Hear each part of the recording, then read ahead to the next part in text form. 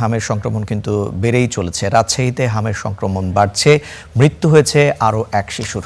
বিস্তারিত জানবো, সেখান থেকে সরাসরি যুক্ত হচ্ছেন জিয়াউল গনি সেলিম। সেলিম, আপনার কাছে জানতে চাই, গত 24 ঘন্টায় কতজন নতুন রোগী হামে আক্রান্ত হয়ে ভর্তি হয়েছে, একজন মারা গিয়েছে আমরা যেমনটি জানাচ্ছিলাম, এবং সার্বিক চিকিৎসা ব্যবস্থা কেমন দেখছেন?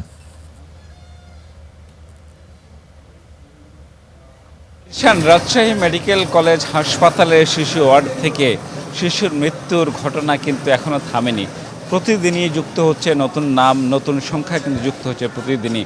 ফলে রাজশাহী অঞ্চল ঘিরে যে হামের প্রাদুর্ভাব সেটি কিন্তু এখনও নিয়ন্ত্রণহীন বলা যায় আর কি। এখন নতুন নতুন রোগী আসছে এবং ভর্তি হচ্ছে রোগী। গেল 24 ঘন্টায় একজন শিশুর মৃত্যু হয়েছে, তার আগে 2 জন হয়েছে, তার আগে 1 জন হচ্ছে। এইভাবে প্রতিদিনই কোনো না কোনো শিশু মারা যাচ্ছে এই শিশু ওয়ার্ডে এসে। তবে যদিও হাসপাতাল কর্তৃপক্ষ বলছে যে যেহেতু হামের উপসর্গ নিয়ে মারা গেছে, তবে এখন নিশ্চিত করে বলা যাচ্ছে না পরীক্ষা না করা পর্যন্ত যে তারা হামে আক্রান্ত হয়ে মারা গেছে কিনা। তবে তারা এটি নিশ্চিত করেছেন যে যারা মারা যাচ্ছে তাদের প্রত্যেকের শরীরে কিন্তু হামের উপসর্গ ছিল। আপনাকে যদি গেল 24 ঘন্টার তথ্য আমি জানিয়ে দিই, তাহলে গেল 24 ঘন্টায় আরও নতুন 20 জন শিশু রোগী ভর্তি হয়েছে এই শিশু ওয়ার্ডে, এবং 132 জন এই মুহূর্তে হাসপাতালে চিকিৎসাধীন আছে। এবং গোটা এই মৌসুমে 340 জন শিশু ভর্তি হয়েছে হামের উপসর্গ নিয়ে।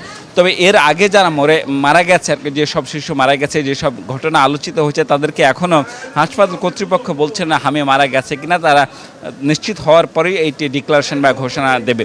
তারা জানিয়েছেন যে রাজশাহী মেডিকেল চিকিৎসার জন্য আসলে নতুন করে আইসোলেশন ওয়ার্ড খোলা হয়েছে, এবং বিশেষ করে শিশু ওয়ার্ডকে একটি আলাদা ওয়ার্ডে বিভক্ত করে সেখানে আলাদা শিশুদের রেখে চিকিৎসা দেওয়া হচ্ছে। এবং তারা এও জানিয়েছেন কেবল শিশু না, 12 বছর বয়সী একজন কিশোরকেও আসলে হাম আক্রান্ত হয়েছেন, এই তথ্য তারা জানিয়েছেন। তারা বলছেন যে এই সংখ্যা যদি বাড়তে থাকে সেক্ষেত্রে মেডিসিন ওয়ার্ডে আরেকটি নতুন করে আইসোলেশন ওয়ার্ড খোলা হবে। এর বাইরে যেসব শিশু আছেন তাদের চিকিৎসার জন্য বিশেষ করে আইসিইউ যে সংকট ছিল, আইসিইউ সংকট 12টি থেকে আসলে এখন আরও 6টি বাড়িয়ে 18টি করা হয়েছে। এর বাইরে স্বাস্থ্য মন্ত্রণালয় থেকে যে 3টি ভেন্টিলেটর পাওয়া গেছে সেটি ইনস্টল করা হয়েছে সে আইসিইউ ওয়ার্ডে। ফলে আইসিইউর যে সংকট সেটা কিছুটা কেটেছে। তো সব মিলিয়ে আসলে পরিস্থিতি এখনও কিন্তু বাড়তির দিকে আছে হাম পরিস্থিতি। তবে হাম প্রতিরোধে যে টিকার কথা বলা হয়েছে সরকারের তরফ থেকে, টিকার পরে আসলে পরিস্থিতি কী দাঁড়ায় তখন হয়তো দেখা যাবে। রিশান।